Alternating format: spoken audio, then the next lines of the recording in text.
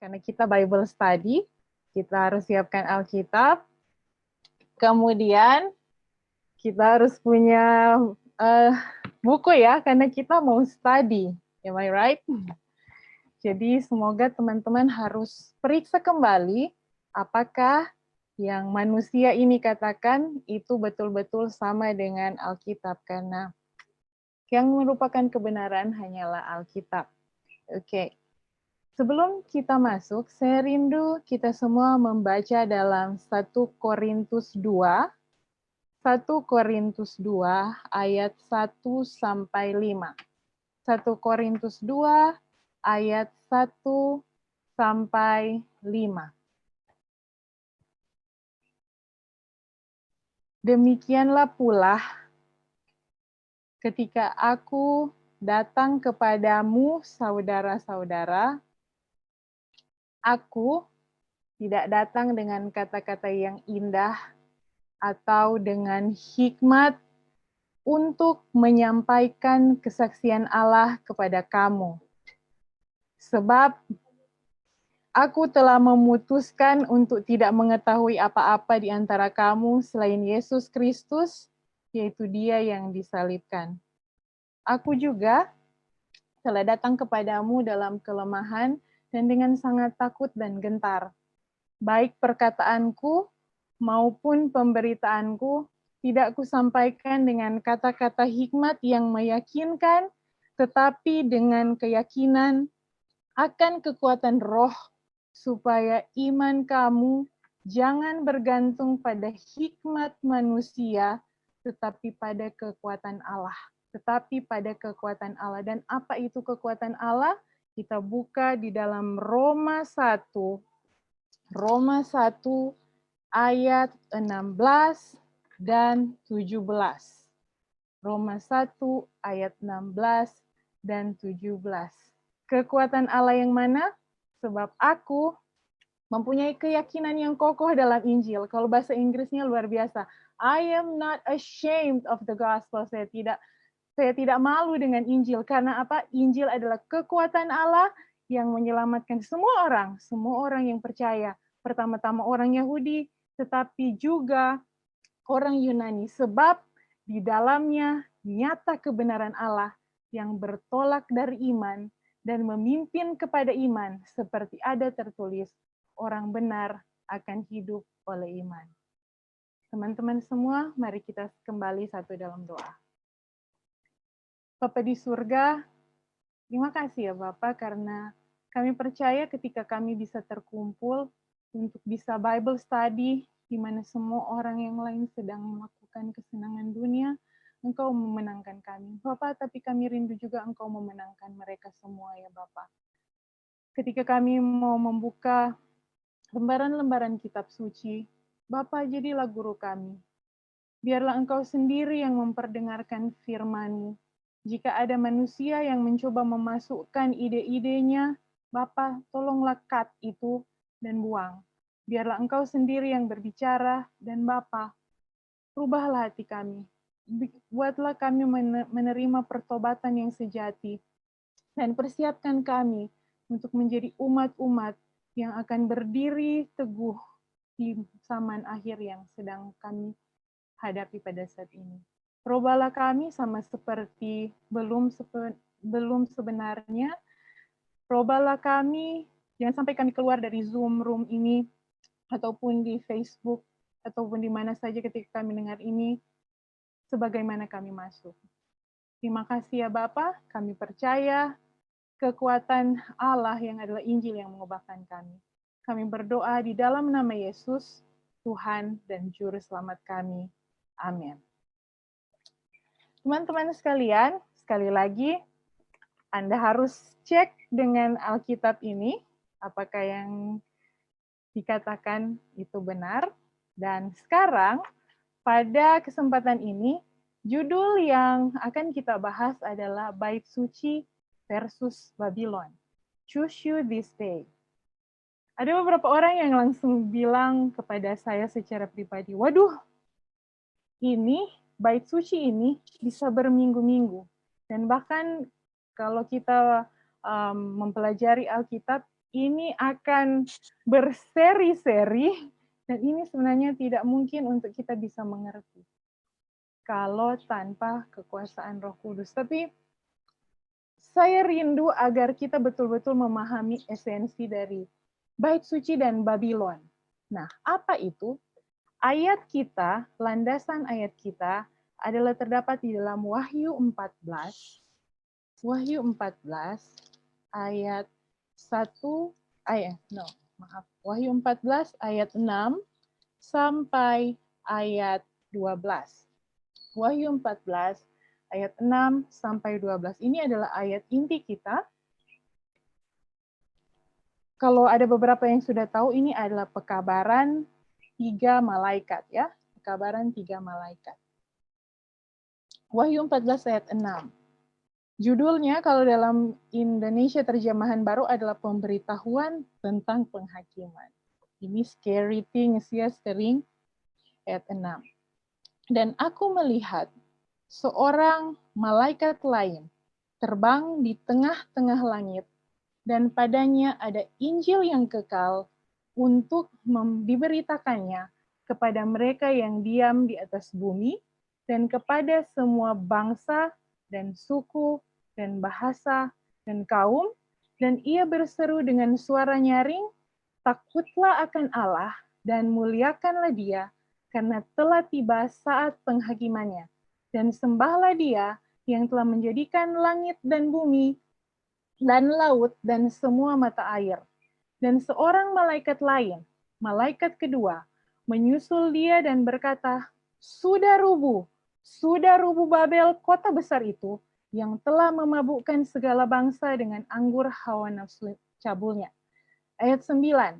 Dan seorang malaikat lain, malaikat ketiga, menyusul mereka dan berkata dengan suara nyaring, jikalau seorang menyembah binatang dan patungnya, dan menerima tanda pada dahinya atau pada tangannya, maka ia akan minum dari anggur murka Allah, yang disediakannya tanpa campuran dalam cawan murkanya, dan ia akan disiksa dengan api dan belerang di depan mata malaikat-malaikat kudus, dan di depan mata anak domba. Maka asap api yang menyiksa mereka itu naik ke atas sampai selama-lamanya, dan siang malam mereka tidak henti-hentinya disiksa, yaitu mereka yang menyembah binatang serta patungnya itu, dan barang siapa yang telah menerima tandanya, namanya. Yang penting di sini ialah ketekunan orang-orang kudus yang menuruti perintah Allah dan iman kepada Yesus. Oke, Wahyu 14 ayat 6 sampai 12. Jadi, mana bait suci dan mana Babilonnya ya? Oke, jadi untuk mengerti kenapa ini ada bait suci dan Babilon, kita akan pertama membahas mengenai bait suci. Tenang saja teman-teman, kita tidak akan spend all the hours karena bait suci ini sangat banyak. Nah, untuk mendapat ide mengenai bait suci, kita bisa ke Keluaran 25. Keluaran 25. Oke.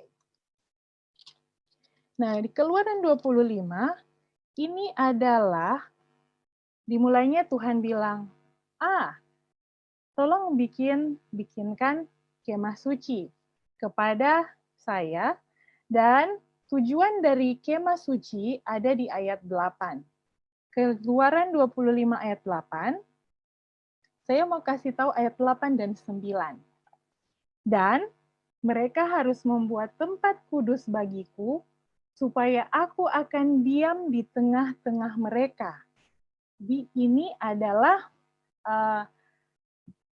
tujuan dari kenapa bait suci itu dibangun, yaitu supaya Tuhan tinggal dengan kita. Supaya Tuhan tinggal dengan kita.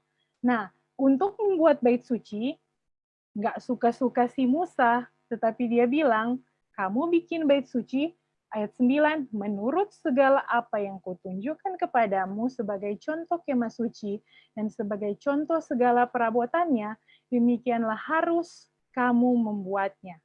Jadi, apa poin yang kita dapat di sini adalah bahwa bait suci itu tujuannya agar Tuhan stay with us. Tuhan beserta kita. Di mana ya tempat kita bisa menemukan kata yang bilang Tuhan beserta kita? Tentu saja kalau orang Kristen itu sudah tahu ada di mana. Ada yang bisa share? Ada di bagian mana? Bisa unmute mungkin.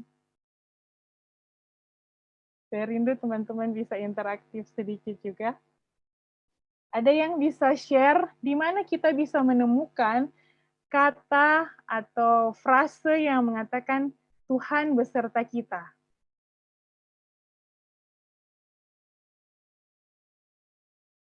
Oke, Naomi Panjaitan, thank you. Matius, Yesus sama dengan Immanuel. Praise God. Matius 1 ayat 23. Ya, Matius 1 ayat 23, dia bilang bahwa Yesus akan dibilang sebagai Immanuel, Allah beserta kita. Nah, luar biasa sekali itu ternyata tujuannya ada di Injil, Matius 1 ayat 23. Oke. Taruh di dalam pikiran lagi, dan ini, bait suci ini, Tuhan tidak bilang begini, oke, kamu bikin bait suci ya, tapi desainnya, barang-barangnya itu terserah kamu bikin apa aja. Tapi malahan kalau dari ayat 1, Keluaran 25 ayat 1 sampai 7 ini, Tuhan kasih spesifikasi. Dia nggak bilang, oh kamu bawa batu ya, terserah kalian pakai batu, tanah, pasir, terserah. Tidak, dia bilang, berfirmanlah Tuhan kepada Musa, katakanlah kepada orang Israel supaya memungut bagiku persembahan khusus, dari setiap orang yang terdorong hatinya, haruslah kamu pungut persembahan khusus kepadaku itu. Nah, jadi Tuhan bilang, dia spesifikkan yang kamu harus bawa harus ini. Nggak suka-suka kamu ya. Tapi tetap walaupun tidak suka-suka, ini syaratnya adalah semua orang yang terdorong hatinya. Apa ya? Diwajibkan, tetapi nggak suka-suka kita. Semoga bisa mengerti apa yang sedang saya sampaikan pada saat ini. Jadi Tuhan kasih spesifikan, kamu itu harus bawa emas, perak, tembaga, kain ungu tua, kain ungu muda, kain kermisi, lenan halus, bulu kambing, kulit domba jantan yang diwarnai merah, kulit lumba-lumba, kayu penaga, minyak untuk lampu, rempah-rempah untuk minyak urapan dan untuk ukupan dari wangi-wangian, permata krisopras dan permata tatahan untuk baju efod dan untuk tutup dada. Semua ini itu yang Tuhan listkan. Saya tidak ada yang bilang, Tuhan boleh nggak kain coklat aja kayaknya, atau kain kuning Tuhan. Tidak ada ya yang bilang seperti itu, tapi itu memang walaupun terdorong hati, ada bagian dari dorongan hati kita, tetapi tidak suka-suka kita. Itu semua sudah di outline oleh Tuhan.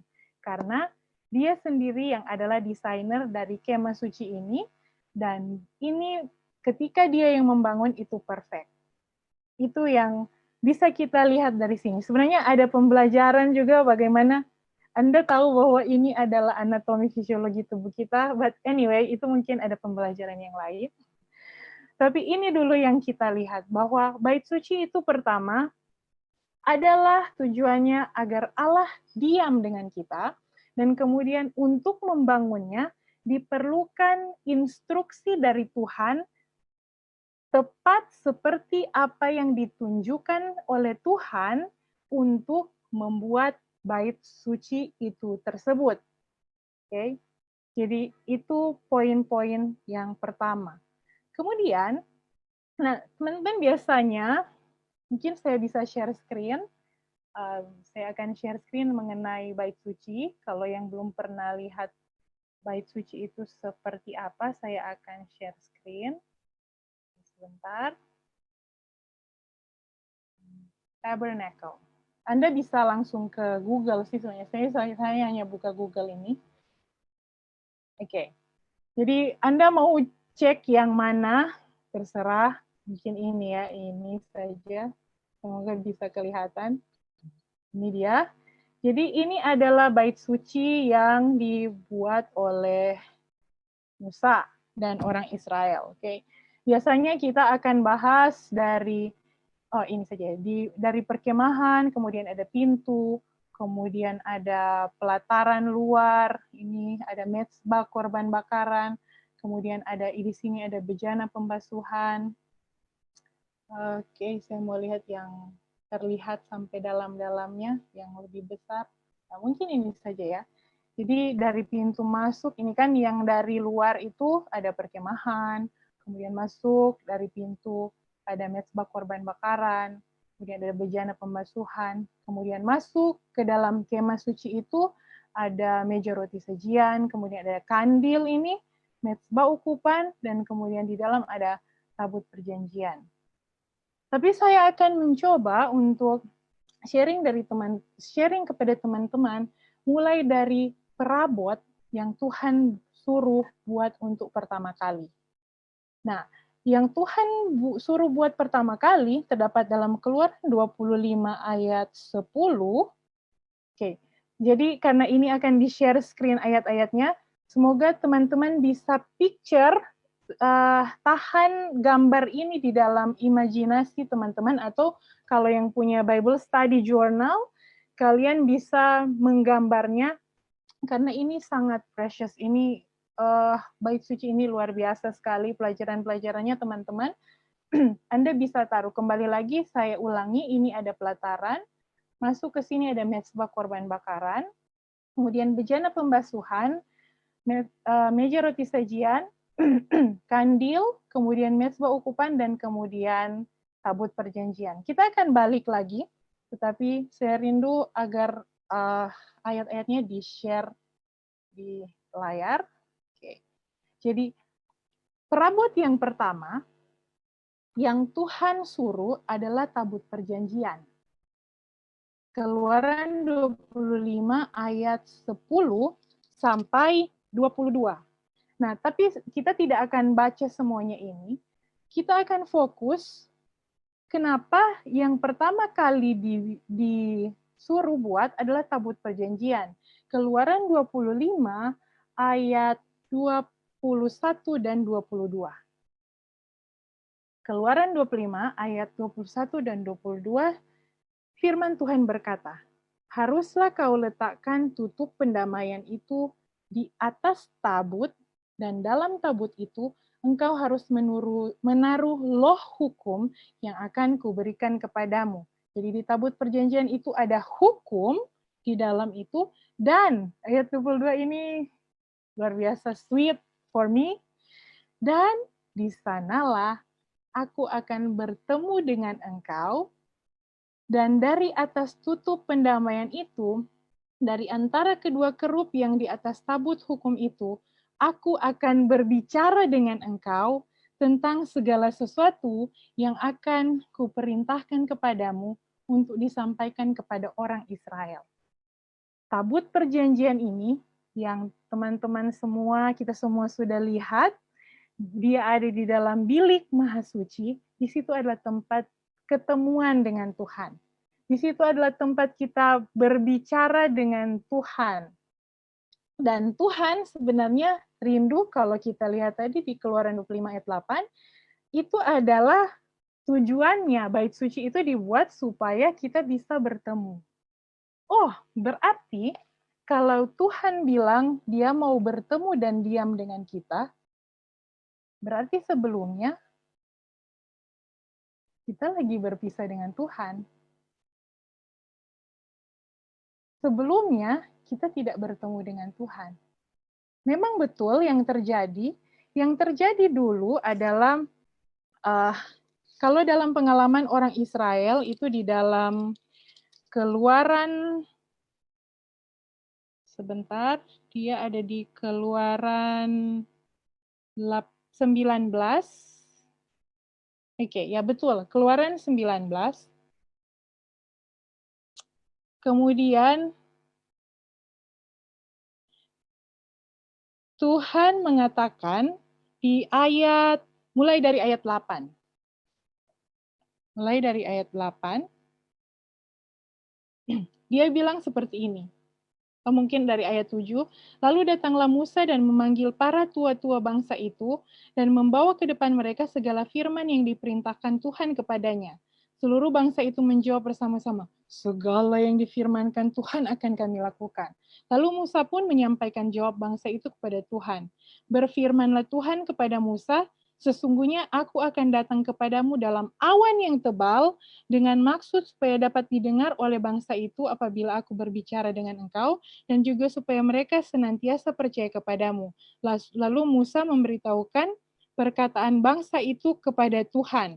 Nah, ayat 10 dia bilang begini, berfirmanlah Tuhan kepada Musa, pergilah kepada bangsa itu, suruhlah mereka menguduskan diri pada hari ini dan besok, dan mereka harus mencuci pakaiannya. Menjelang hari ketiga, mereka harus bersiap, sebab pada hari ketiga Tuhan akan turun di depan mata seluruh bangsa itu di Gunung Sinai. Sebab itu haruslah engkau memasang batas bangsa itu berkeliling sambil berkata, jagalah baik-baik, jangan kamu mendaki gunung itu atau kena pada kakinya, sebab siapapun yang kena pada gunung itu pastilah ia dihukum mati.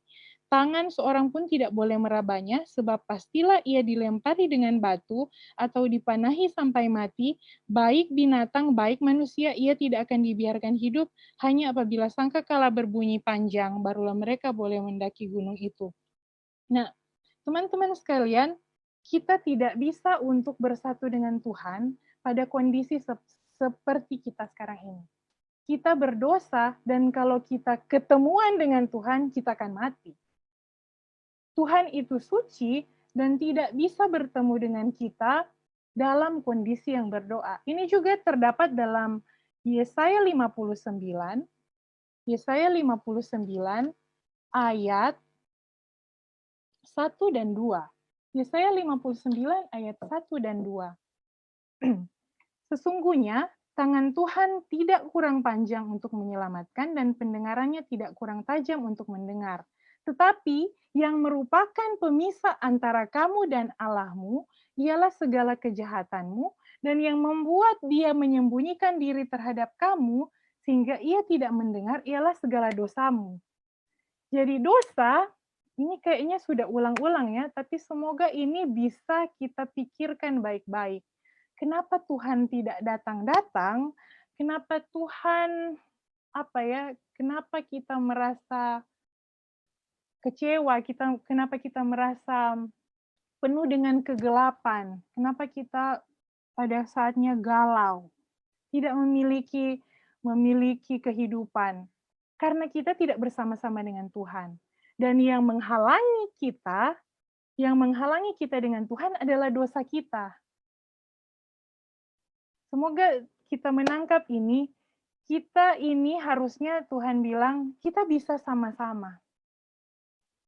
Tetapi kita tidak bisa sama-sama dengan Tuhan karena kita berdosa.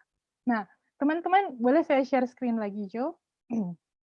Penghalang kita dengan Tuhan adalah dosa-dosa. Oke, saya mau share screen. Anda bisa lihat bahwa di bait suci ada 3. Oke, sebentar, ini dia. Jadi, oke, ini dia. Kalau Anda lihat di bait suci, tabirnya ini ada 3. Dari pintu sini, semoga bisa lihat ya, pintu ini, kemudian ada pintu ini, kemudian ada pintu ini. Untuk bisa ketemu dengan Tuhan, ada 3. Ada 3 tabir. Tidak gampang untuk bertemu dengan Tuhan, harus seorang yang suci, harus orang yang dipilih oleh Tuhan untuk dapat bertemu muka dengan Tuhan. Dan Tuhan memilih Musa, Tuhan yang menyucikannya sebenarnya. Tuhan memilih imam besar, dan imam besar itu disucikan oleh Tuhan. Sepertinya ada banyak penghalang untuk ketemu dengan Tuhan. Tetapi ini adalah pertolongan bagi kita, jangan sampai dengan istilahnya dibilang kepongahan kita itu datang kepada Tuhan dengan sembrono dan tidak tahu bahwa Tuhan itu suci. Tuhan mau kasih tahu ke kita bahwa dari bait suci ini, kalau kita tidak membawa membawa dosa-dosa kita untuk dibakar di mezbah korban bakaran, maka kita tidak bisa diterima oleh Tuhan. Kalau kita tidak menyerahkan dosa-dosa kita itu kepada Tuhan, kita tidak bisa diterima oleh Tuhan. Tetapi kalau kita dengan rendah hati, Tuhan, saya mau untuk menyerahkan dosa-dosa saya kepada Tuhan, saya mengaku ini tidak mudah. Saya mengaku ini tidak mudah, tapi tolong ambil dan bakar. Nah, sebenarnya teman-teman di sini kalau misalnya kita lihat, kalau kita pelajari, setelah dibakar di sini akan terlihat abu. Semua dosa akan dibakar dan menjadi abu pada akhirnya. Dan itu adalah message buat kita bahwa kalau kita tetap berpegang pada dosa-dosa kita, kita akan jadi abu sama-sama. Ini dalam Maleakhi 3 dan 4 ya dikatakan bahwa orang fasik akan menjadi abu yang akan diinjak-injak oleh kaki. Tetapi ketika kita menyerahkan dosa-dosa kita, membiarkan Yesus untuk mengambil dosa-dosa kita, itu akan hilang. Itu akan hilang. Nah, jadi untuk dapat bertemu dengan Tuhan, yang pertama yang harus kita lakukan adalah membiarkan Yesus untuk mengambil dosa-dosa kita. Nah, untuk membawa dosa-dosa kita ke sini, kita harus dikatakan di dalam buku Imamat, kita harus katanya membawa domba, lembu. Ini waktu di bait suci. Ketika membawa domba dan lembu atau persembahan-persembahan, waktu saya Bible study sendiri ya, saya belajar. Saya baca ya, ini waktu itu Imamat 1. Dikatakan seperti ini, Imamat 1 ayat 2. Berbicaralah kepada orang Israel dan katakan kepada mereka, apabila seorang di antaramu hendak mempersembahkan persembahan kepada Tuhan, harus tahu persembahan. Pause di sini, pause. Oke, Tuhan, persembahan ya. Waktu itu, sementara saya membaca ini, ada satu cerita ini memang fiktif sih. Cerita ini memang fiktif, tapi ini mind-blowing buat saya secara pribadi. Ketika Tuhan menyuruh kita untuk membawa persembahan korban ke bait suci, apakah korban penebus dosa, korban sajian, dan segala macam itu, apakah kita memang memiliki sesuatu untuk dibawa kepada Tuhan? Apa yang kita bawa di sini sebenarnya? Bukan persembahannya. Nah, cerita fiktif ini begini. Ada orang yang betul-betul rebellious di hadapan Tuhan, kemudian dia bilang begini, Tuhan, saya bisa bikin manusia juga. Saya bisa bikin manusia juga. Kemudian Tuhan bilang, oh begitu. Oke, silakan. Dia mulai mengambil tanah dan kemudian air, kemudian Tuhan bilang seperti ini. Apakah bisa pakai tanah milik sendiri, tanah yang dibuat kamu sendiri? Mazmur 50 ayat 1 mengatakan bahwa tidak ada dalam dunia ini yang kita miliki.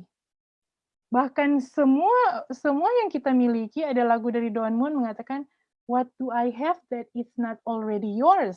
Apa yang kita punya yang bukan milik Tuhan? Semua milik kita adalah milik Tuhan. Jadi persembahan itu sebenarnya kita tidak boleh menahan-nahan ya. Tidak boleh menahan-nahan.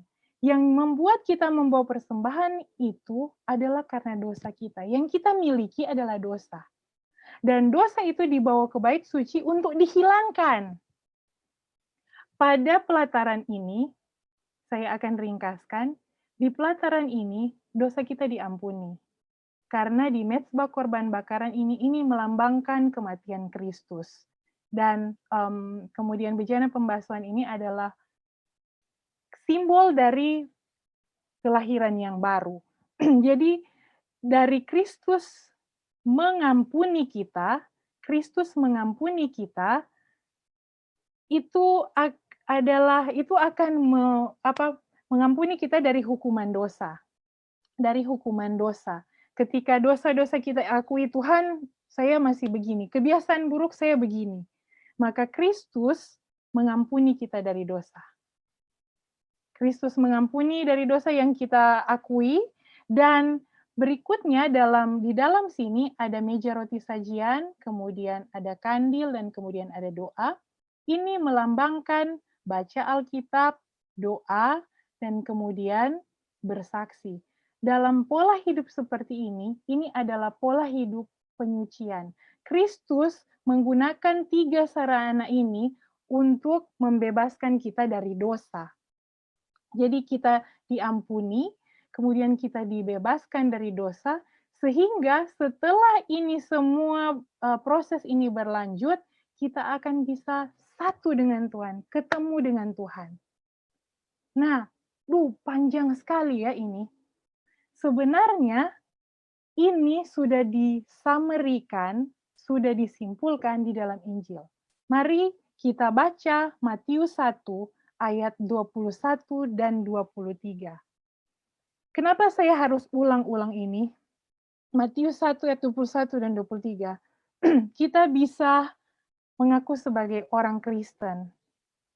Orang Kristen itu yang dibilang mengabarkan kabar baik. Injil itu kabar baik. Tetapi banyak dari kita belum pernah benar-benar merasakan Injil itu. Matius 1 ayat 21 sampai 23. Ia akan melahirkan anak laki-laki, dan engkau akan menamakan dia Yesus, karena dialah yang akan menyelamatkan umatnya dari dosa mereka. Paus di sini. Kristus, Yesus, namanya adalah menyelamatkan umatnya dari dosa mereka. Jadi dari dosa. Sama seperti di bait suci itu, di mezbah korban bakaran, dosa akan dibakar. Segala hawa nafsu kita yang kita bawa kepada Yesus, dia ampuni dulu. Dia ampuni, kemudian dia akan hapuskan di bait suci itu tersebut. Jadi teman-teman, ini kalau sebenarnya hanya dibaca ini akan seperti apa ya? Krik. Tapi teman-teman, ini yang harus kita harus pahami bahwa firman Tuhan itu, siapa itu firman Tuhan? Firman Tuhan itu di dalam Yohanes 1 ayat ini ulang-ulang ya, kita ulang-ulang. Yohanes 1 ayat 1 dan 14, pada mulanya adalah firman, firman itu bersama-sama dengan Allah, dan firman itu adalah Allah. Ayat 14, firman itu telah menjadi manusia dan diam di antara kita, dan kita telah melihat kemuliaannya, yaitu kemuliaan yang diberikan kepadanya sebagai anak tunggal Bapa, penuh kasih karunia dan kebenaran. Jadi firman itu siapa? Yesus. Dan ketika firman itu diucapkan, apa? Kalau firman bilang jadilah terang, apa? Harusnya jadi ya, memang jadi. Nah, kalau teman-teman, ini sebenarnya powerful sekali.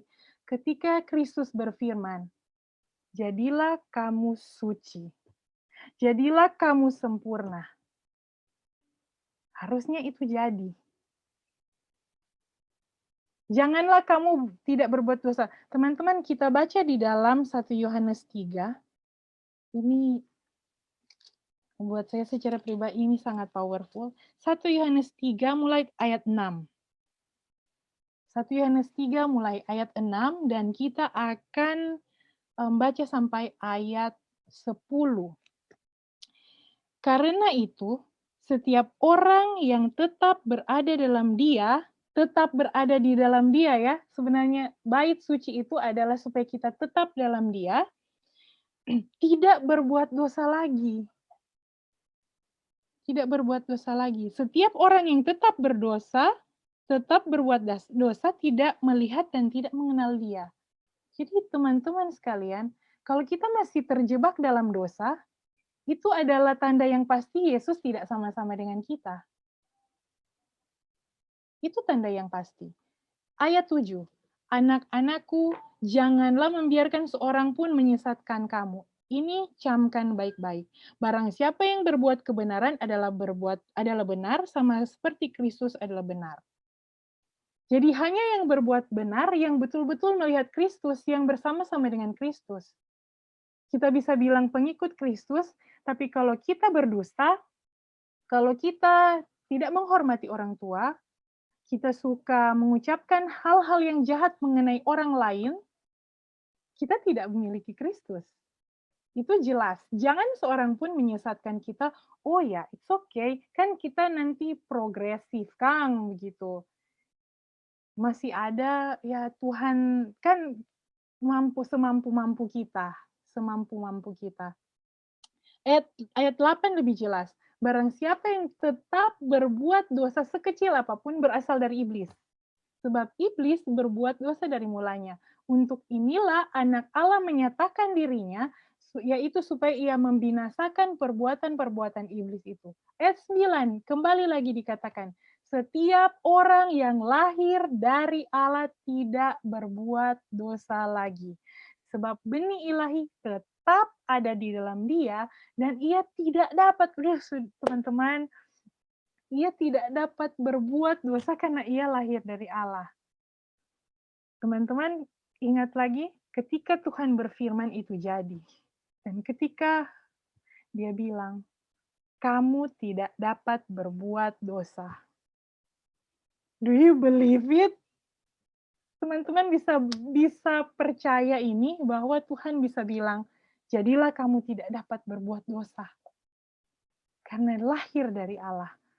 Ayat 10, inilah tandanya anak-anak Allah dan anak-anak iblis. Setiap orang yang tidak berbuat kebenaran, tidak berasal dari Allah. Demikian juga barang siapa yang tidak mengasihi saudaranya. Oke, saya bisa, ya sekarang ini saya bisa membagikan kepada Anda firman Tuhan. Tapi ketika saya masih membenci adik saya, membenci orang tua saya, membenci orang lain, it's a lie. Itu adalah bohong ketika kita mengatakan kita anak-anak Allah. Jelas sekali teman-teman. Ketika kita tidak menurut hukum, ketika kita berdosa, atau ketika kita tidak mengasihi orang lain, dan bahkan tidak mengasihi diri kita sendiri dengan memasukkan makanan yang sudah tahu-tahu sampah, dan kita makan, dan sudah tahu-tahu itu tidak sehat dan kita makan, we lie. Kita berdusta kalau kita ini adalah pengikut Kristus. Kita bukan bait suci. Kalau Kristus tidak ada, itu bukan bait suci. Esensi dari bait suci adalah Allah diam bersama-sama dengan manusia. Dan itu yang sedang dicoba untuk diperagakan Tuhan dalam bait suci dan apa yang diwujudkan oleh Kristus dalam Injil. Yaitu bahwa dia menyelamatkan kita dari dosa, dan kemudian dia ayat 23, Matius 1 ayat 23, dia adalah Immanuel, dia stay with us, dia tetap tinggal dalam kita. Itulah esensi dari bait suci. Jadi bait suci sama dengan Injil. Bait suci persislah Injil. Dan Injil itu Yesus Kristus, inilah misinya. Ya, ayat 23. Ketika Yesus sudah, oke, dosa-dosa hilang, kasih keluar semuanya, dibakar semuanya, baru sesungguhnya Yesus bisa menjadi Immanuel bagi kita. Bisa menjadi seperti Henokh yang jalan bersama-sama dengan Tuhan. Bisa menjadi seperti Habel, menjadi seperti Ayub yang bisa muka dengan muka berbicara dengan Tuhan. It's amazing untuk bisa bersama-sama dengan Tuhan. Jadi kembali lagi, apa poin dari bait suci?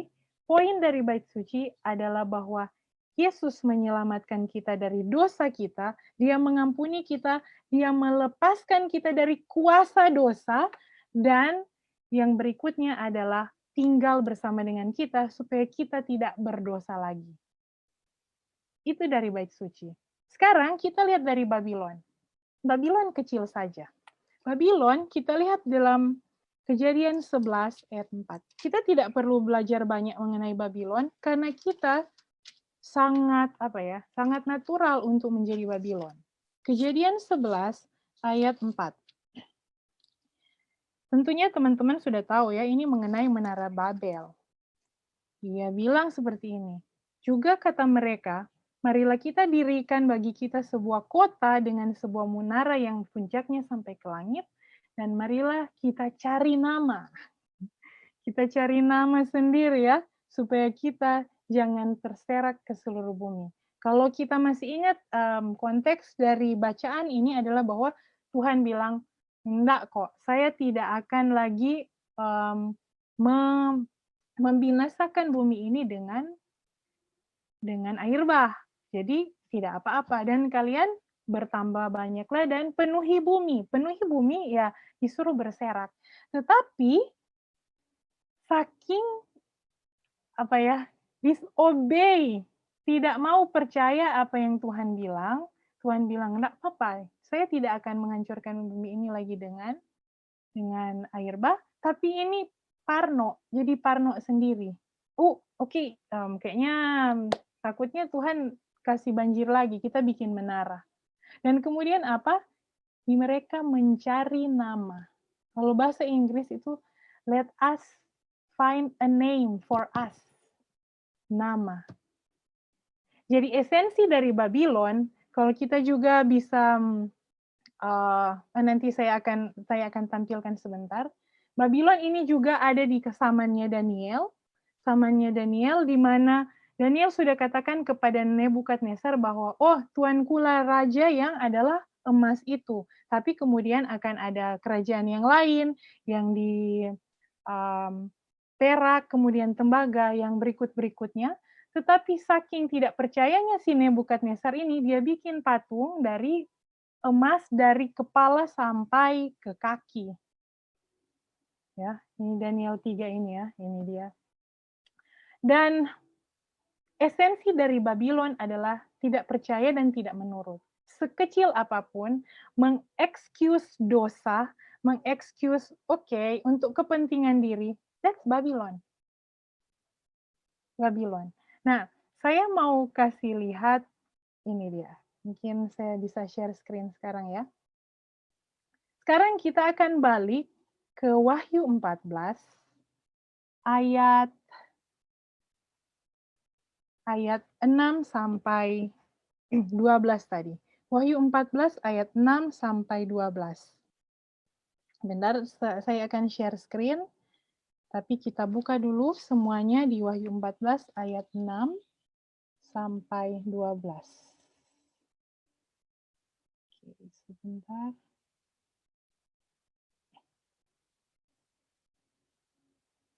Apa perbedaan Babylon? Oke, mungkin ini ya, saya akan kasih lihat ini.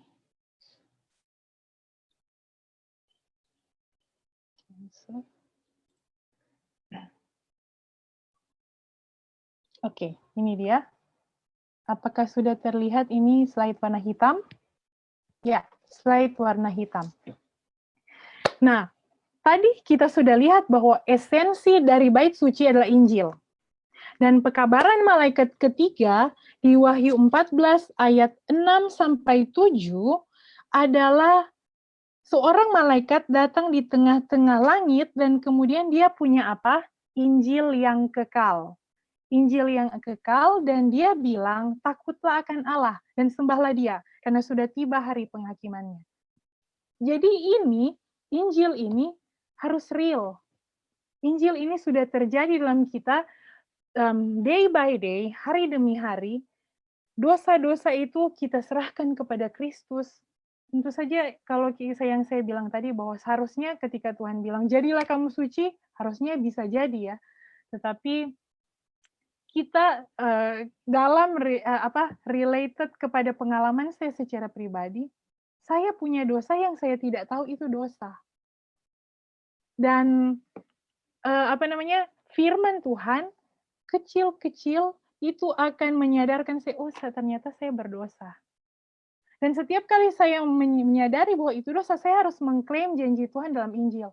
Tuhan lepaskan saya dari dosa ini. Ampuni saya, lepaskan saya. Ampuni saya, lepaskan saya. Berulang-ulang kali, makanya dibilang orang Israel itu setiap hari ada korban pagi dan petang untuk Tuhan, apalagi dosa yang saya masih simpan yang menjadi menghalangi saya sehingga saya tidak bisa menjadi bait suci. Sehingga Injil itu tidak nyata dalam kehidupan saya. Ketika kita tidak mengakui Injil, kita tidak takut akan Allah, kita 1 Yohanes 5 ayat 6 sampai 11. 1 Yohanes 5 ayat 6 sampai 11. Nih, terus terang saya sangat mind blow dengan ini ya. Mungkin kita akan baca dulu di ayat 10.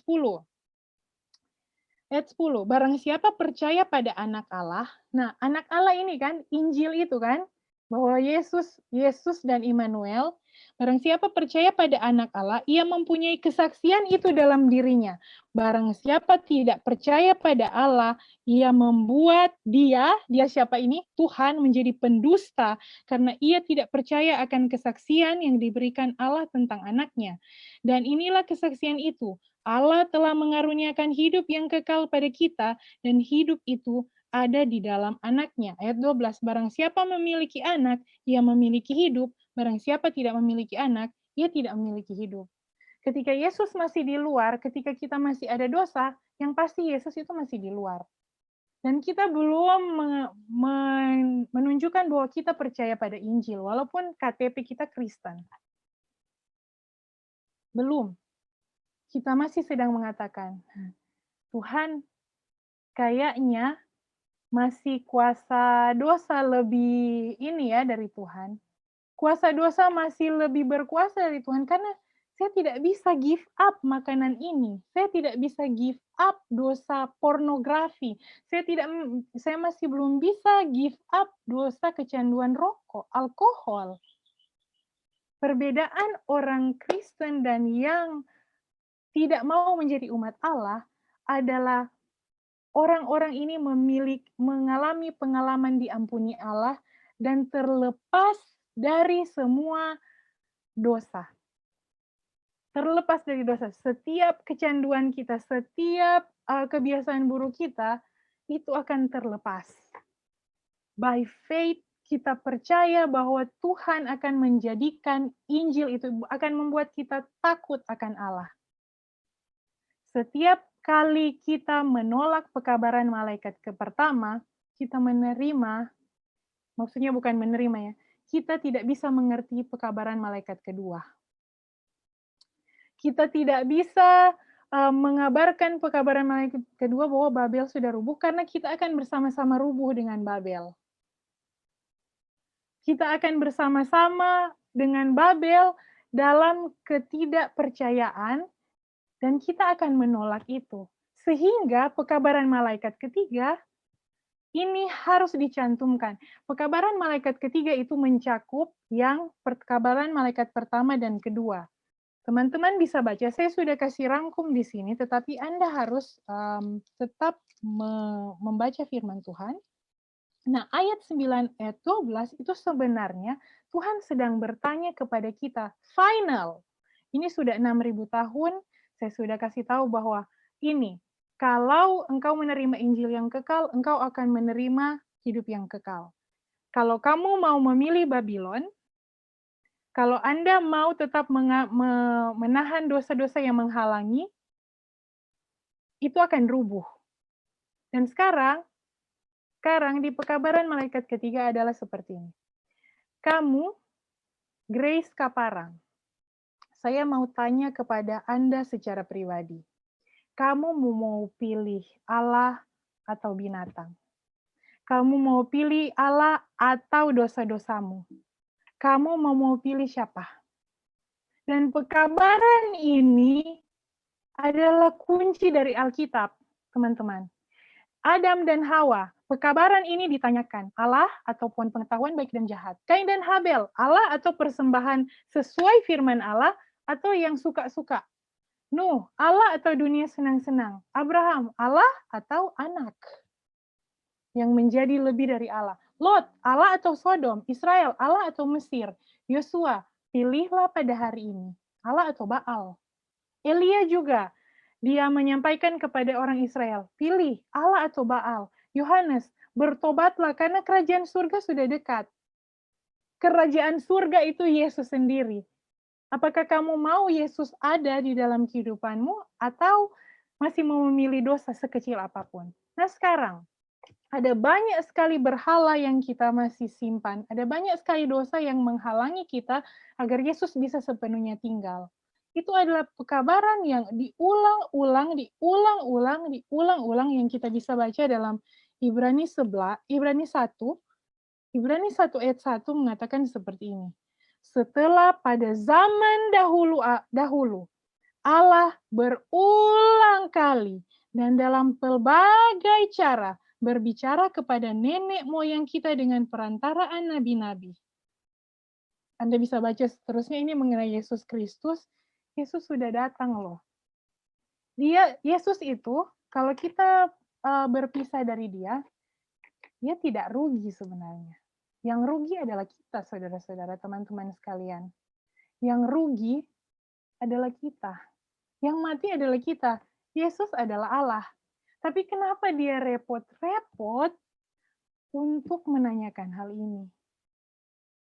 Dia repot-repot untuk mati bagi kita. Teman-teman, dia ini apa ya? Kan dalam Efesus 5, di dalam Efesus 5 digambarkan kepada kita bahwa jemaat dan Tuhan itu dilambangkan sebagai suami istri.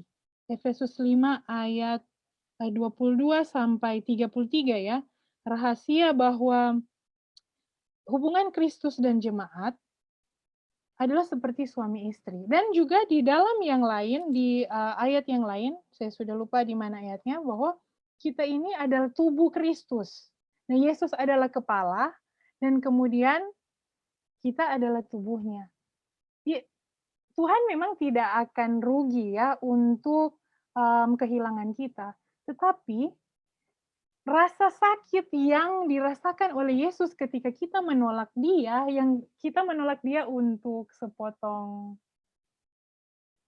daging haram, atau apapun itu yang menjadi berhala bagi kita, itu painful. Dan rasa nyerinya itu, teman-teman, saudara-saudara sekalian, itu adalah, ini kepala terus berpisah dengan badan. Oke, mungkin saya cuma kuku,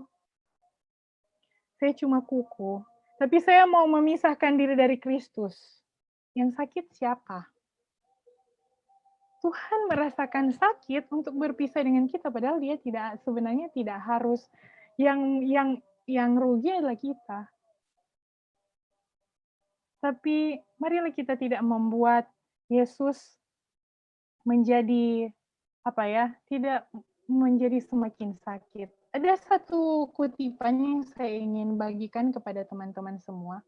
Kalau kita memilih untuk menjadi Babylon, tetap suka-suka saya, tetap tidak mau mengikuti firman Tuhan, dikatakan seperti ini. Dalam buku Education 263 paragraf 1, dikatakan, sedikit yang memikirkan hubungan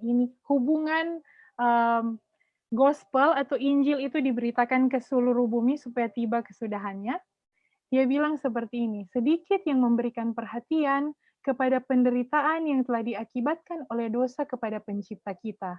Segenap surga mengalami penderitaan di dalam kesengsaraan Kristus, tetapi kesengsaraan itu tidaklah dimulai dan diakhiri dengan manifestasi Kristus sebagai manusia.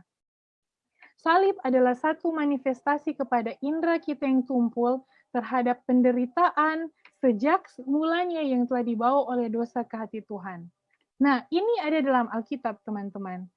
Di dalam Wahyu 5 ayat 6, Kristus tidak hanya disalibkan pada tahun 31 AD. Kristus tidak hanya disalibkan pada tahun 31 AD, tetapi masih sampai sekarang merasakan penderitaan salib itu. Wahyu 5 ayat 6.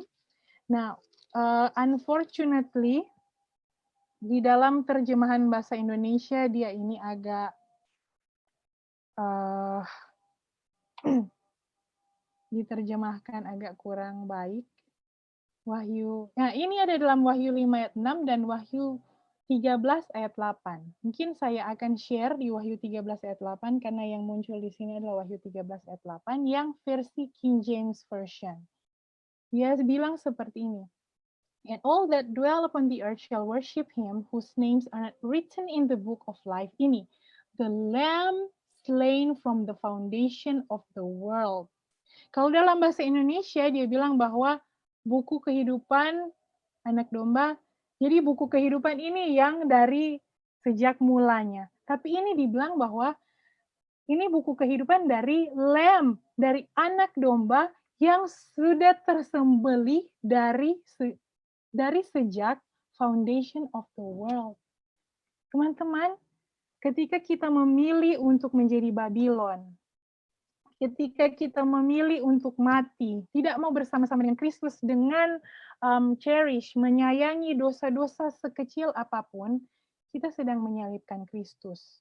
Kita sedang menyembelih Kristus masih sampai sekarang. Apakah kita tega untuk melakukan hal ini terus-menerus kepada Kristus? Apakah dengan dosa-dosa kita yang kita mengaku Kristen, kita mengaku pengikut Kristus, kita mempermalukan Dia, masih dosa lebih berkuasa daripada Kristus. Dan masih menyembelih Dia sudah dari 6.000 tahun yang lalu dan sampai sekarang kita masih mau menyembelih Dia. Yesaya 65 ayat 1 sampai 3. Ini adalah panggilan Tuhan bagi kita. Yesaya 65 ayat 1 sampai 3. Aku telah berkenan memberi petunjuk kepada orang yang tidak menanyakan aku. Aku telah berkenan ditemukan oleh orang yang tidak mencari aku. Aku telah berkata, ini aku, kepada bangsa yang tidak memanggil namaku. Sepanjang hari, aku telah mengulurkan tanganku kepada suku bangsa yang memberontak, yang menempuh jalan yang tidak baik, dan mengikuti rancangannya sendiri. Rancangannya sendiri. Suku bangsa yang menyakitkan hatiku senantiasa di depan mataku. Dengan mempersembahkan korban, tapi di taman-taman dewa. Idol kita. Teman-teman, Tuhan sendiri yang inisiatif untuk datang kepada kita untuk kasih tahu. Kamu tahu, dosa-dosa itu membunuh diri. Tapi kita bilang, kan itu enak Tuhan. Kan ini segala macam.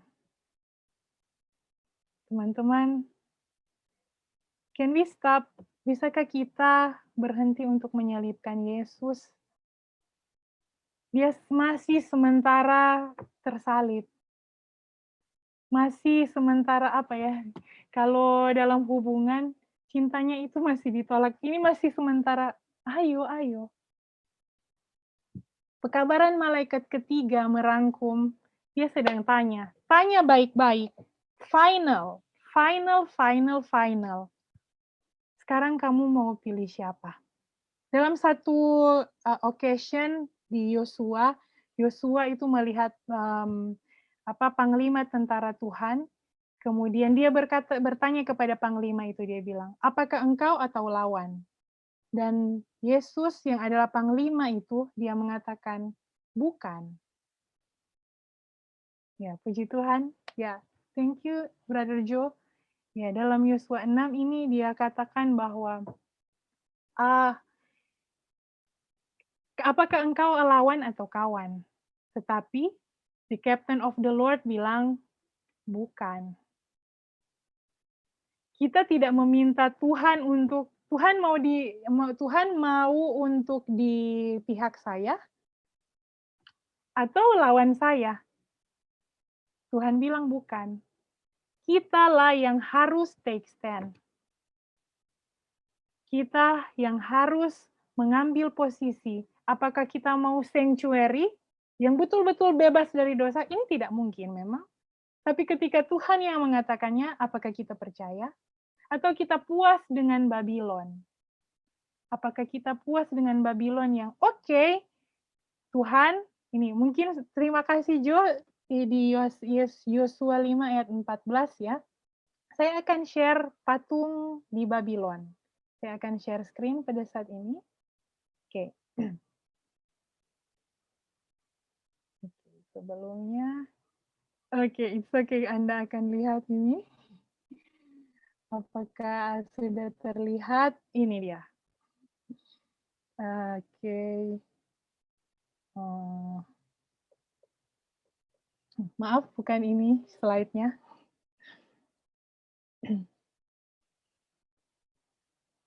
Hopefully saya akan menemukannya. Teman-teman tolong doakan. Oke, saya dapat.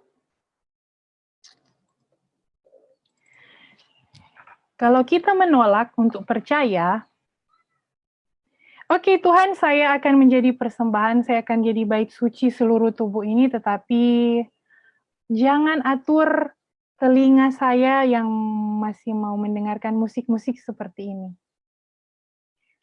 Atau, oke Tuhan, saya mau jadi bait suci, saya mau serahkan diri kepada Tuhan, tapi jangan atur selera makan saya. Atau Tuhan, oke, saya mau seluruhnya kepada Tuhan. Tetapi jangan korek cara berpakaian saya. Kita menjadi seperti Babylon ini. Dan kalau kita menolak, menyangkal dan tidak percaya kalau kita adalah bait suci, maka kita akan menjadi kerajaan terpecah, menjadi Babylon seperti ini, dan itu sangat menyakiti hati Tuhan. Karena pada akhirnya Babylon ini akan runtuh. Teman-teman, ini saya secara pribadi ya, saya mau kasih kesaksian untuk yang terakhir. Sebelum kita mengambil keputusan apakah kita mau menjadi sanctuary atau Babylon, ini teman-teman, ini adalah saya pada umur 25 tahun. Saya Advent dari kecil, I'm fine. Saya baik-baik saja, saya cukup rajin membaca Alkitab, saya perawat, namun ternyata pada sampai umur 25 tahun saya tidak tahu merawat diri saya sendiri. Ini adalah saya waktu 93 tahun, dan puji Tuhan pada saat ini sudah berkurang berat badannya. Ketika Yesus semakin besar, kita harus menjadi semakin kecil. Bukan itu ya teman-teman, ini adalah bonus ketika Tuhan memberikan kesempatan bagi saya secara pribadi untuk turun sekitar 20-an kilo, hampir 30 kilogram. Waktu itu kehidupan saya, I think I'm fine mungkin ya, tetapi begitu sensitif, cepat sakit, penuh dengan kekhawatiran. Tetapi ketika Kristus datang, saya tidak mengatakan bahwa saya sudah sempurna. Tapi ketika Kristus datang, serius teman-teman, He is real. Dia bahkan memberikan segala sesuatu yang tidak kita minta, seperti penurunan berat badan ini. Saya tidak pernah meminta hal itu, teman-teman. Tetapi yang saya rasakan adalah satu sukacita di mana firman Tuhan itu luar biasa sekali. Ketika dapat memahami firman Tuhan dan merasa bahwa Tuhan itu sangat dekat, dan ketika dia kasih tahu, Grace, kami masih suka ini. Kamu mau enggak untuk dibebaskan? Yes, Lord, yes. I wanna be your bride. Saya mau benar-benar menjadi Kristen dan tidak mempermalukan nama Tuhan. Dan I'm in process, teman-teman. I'm the work in process. Dan saya rindu untuk betul-betul menjadi sanctuary dan tidak menjadi Babylon. Jadi teman-teman, what is your experience nanti? Apa yang akan menjadi kesaksian dari teman-teman sekalian? Apakah kita masih mau tetap untuk menjadi sanctuary? Apakah kita mau tetap untuk menjadi Babylon? Atau kita rindu untuk menjadi sanctuary bagi Tuhan yang akan tinggal bersama-sama dengan Dia dan tanpa dosa? Itu adalah pertanyaan yang saya rindu kita semua contemplate, kita semua renungkan pada saat ini. Apakah saya mau untuk menjadi bait suci bagi Tuhan atau mau menjadi bagian dari Babylon? Pilihlah pada hari ini, saudara-saudara. Ayat terakhir yang saya rindu untuk bagikan ada dalam Amos. Dalam buku Amos keempat,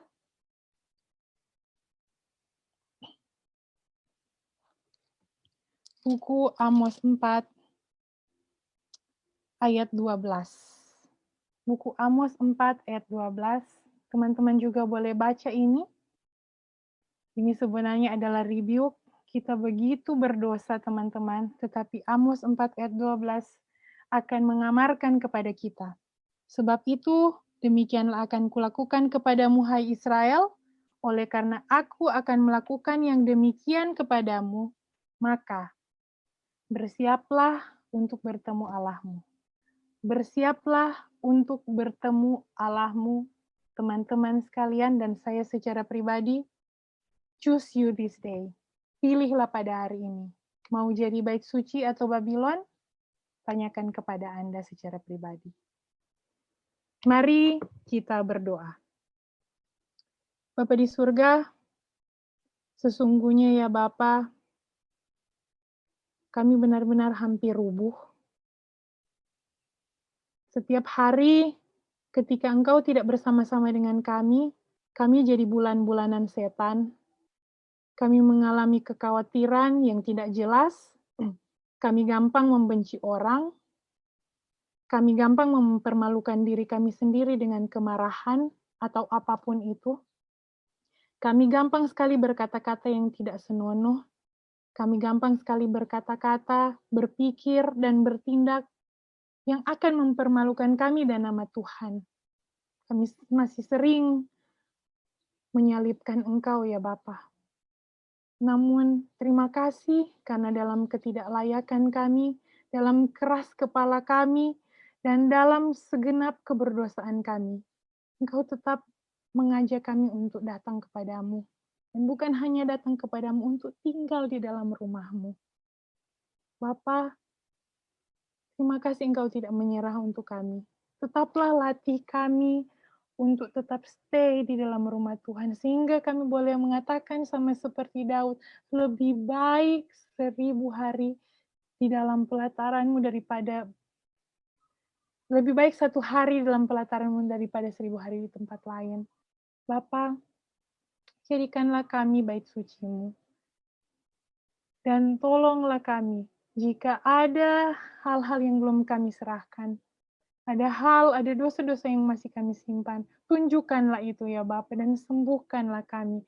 Lepaskanlah kami dari dosa-dosa yang menghalangi kami untuk bisa tidak ada perantara dengan Engkau. Kami boleh betul-betul mengalami hubungan yang intim dengan Engkau, di mana jika Engkau bersama-sama dengan kami, si jahat tidak bisa menyentuh kami. Bapa di surga, tolonglah kami, tolonglah keluarga kami, dan bahkan musuh-musuh kami ya Tuhan, untuk dapat dipersatukan, untuk masuk ke dalam bait suci, dan tinggal di sana, tidak keluar-keluar lagi ya Bapak. It's just too dark here, terlalu gelap di dunia ini ya Tuhan. Jadi tolonglah kami, persiapkan kami, untuk benar-benar stay in your sanctuary. Terima kasih ya Bapak, kami berdoa dan mengucap syukur di dalam nama Yesus, Tuhan dan Juru Selamat kami secara pribadi yang hidup. Amin.